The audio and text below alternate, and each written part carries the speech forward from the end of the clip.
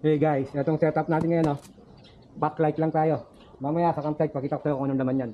Meron din dito sa utility box at saka sa top box. Tara na.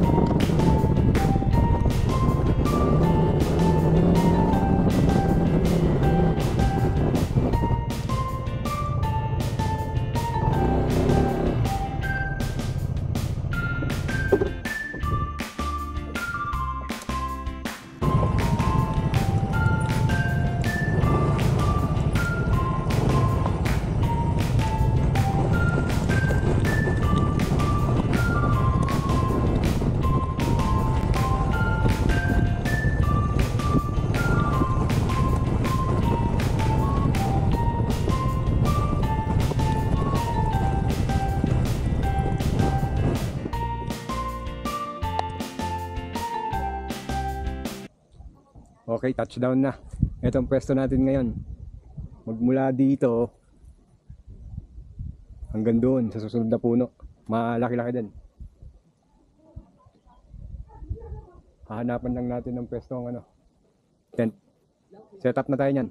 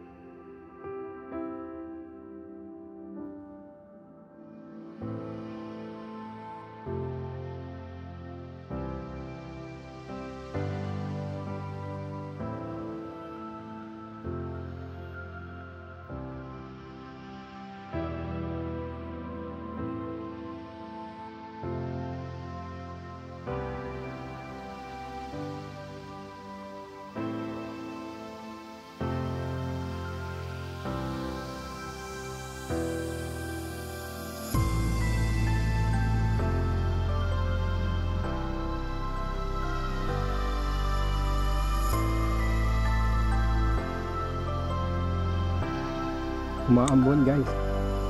Buti na set up na natin yung natin tarp. Hindi na mababasa yung mga gamit natin, pati tayo hindi tayo mababasa. Tiyempo. Kape muna tayo niyan. Yan guys, patapos na tayo mag set up. Makakapagkape na tayo niyan. Ito, mahangin na. Ayos.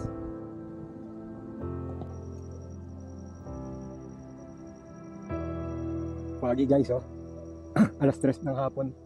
Alas 3 ng hapon pa lang. Pagi. Wala ka nang makita. Siguro hindi na naman natin makikita ang sunset. Tapos 20 degrees. Para ka lang nasa opisina. Magkakape na muna tayo. Tapos na tayo mag-set up. Sa Kenpragsak pala tayo. May isang taon bago ulit ako nakabalik dito. Sayang hindi kasama si Betchay. Susunod balik kami dito, sama ko si Betchay.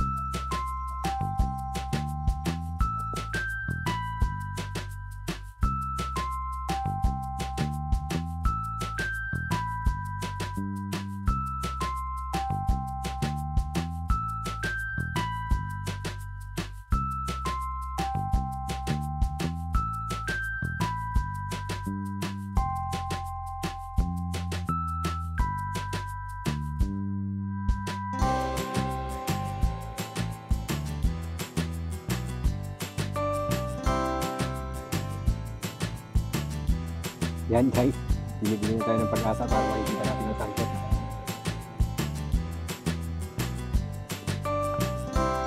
yung position natin dito.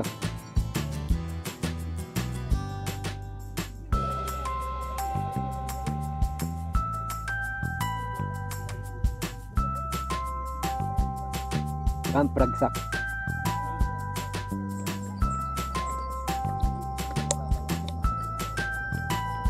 Ang ganda ng view, oh.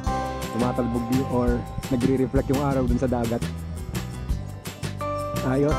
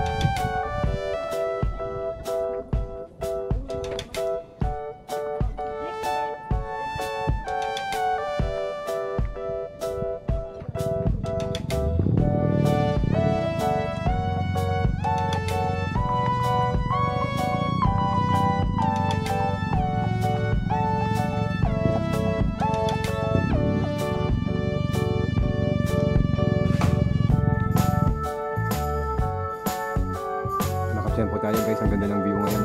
Maganda yung panahon. Ito pa lang yata yung November na pumunta kami dito na hindi umulan. Ito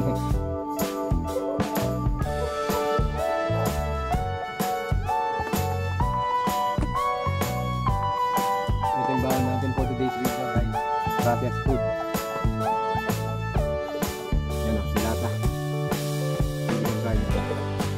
Prepare ko lang. Pakita ko sa inyo pagkalaro. Kaya mo natin betchay. Dito nito.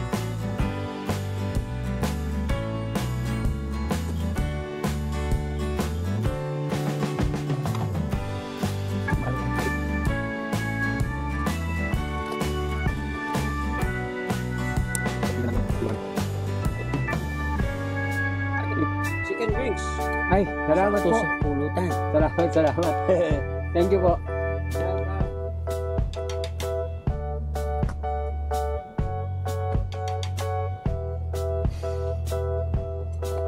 Binigyan pa tayo ng pulutan sa kabila.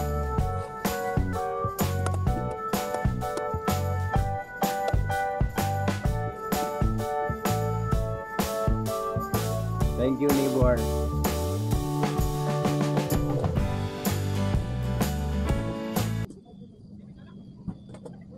Biglang dumaming pagkain ko guys. Masisira yung diet ko.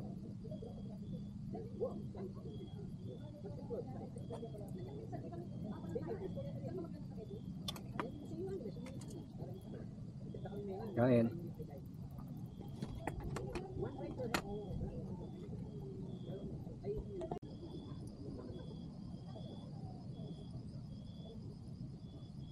Ang ganda ng view doon, no? Mga ilaw ng mga bahay. Yung kaninang hapon pala, doon sa sunset, Lingayen Golf yun. Tapos napanood nyo ba yung ano? Bagong daan papuntang Camp Ragsak. Dati sa Long Feather eh. Ngayon lalampasan mo muna yung ano bang tawag doon? Igorot Stone Kingdom ba yan? Lalampasan mo. Pero magmula doon, mga 6 minutes na lang nasa Camp Ragsak ka na. Medyo challenging ng konti yung paakyat, mas mataas siya kaysa doon sa long feather. Pero basic lang naman, kayang-kaya ng motor. Meron nga ako mga nakita mga nakaklik dito, isang grupo sila. Meron pa silang back ride. Shoutout ulit sa kapitbahay ko. Binigyan nila akong chicken wing, salamat.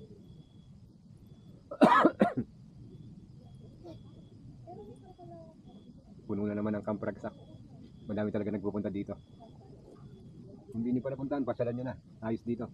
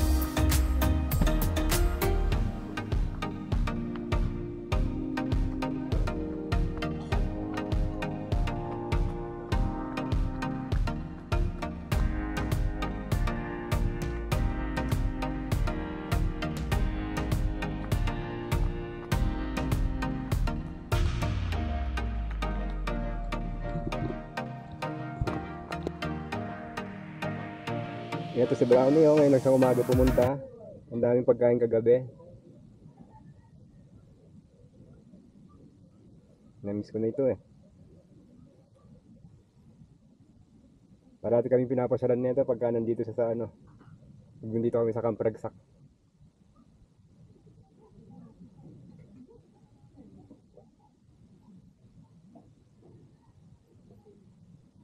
Nagluluto lang tayo para makakain ka na, dali lang.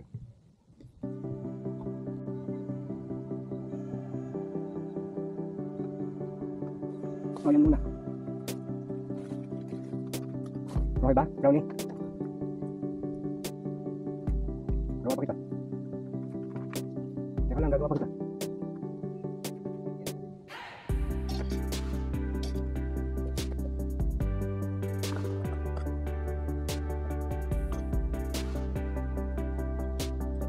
Teka lang. Oh.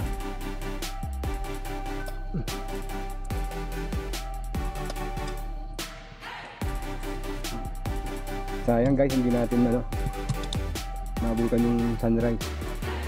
Napasarap yung tulog ko, maginaw eh. Sarap talaga ang tulog dito sa Camp Ragsak.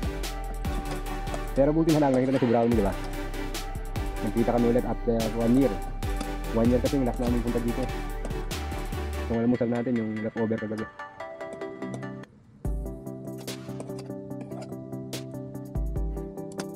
Sloppy Joe. 17 degrees pa rin. Tama ba? Oo, 17 degrees. Hindi na pinakamalamig sa gabi. Ata. O, init ko lang ito.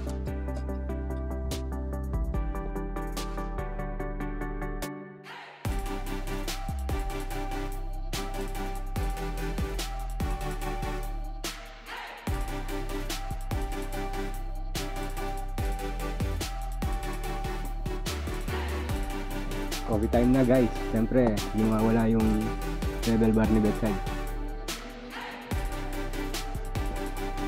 Nagpuyatan niya pa yan para mabawon to bago sumakali.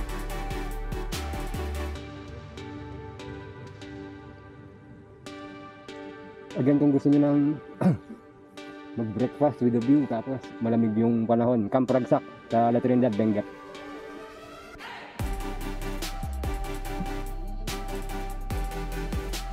Bili ka na kayo dito.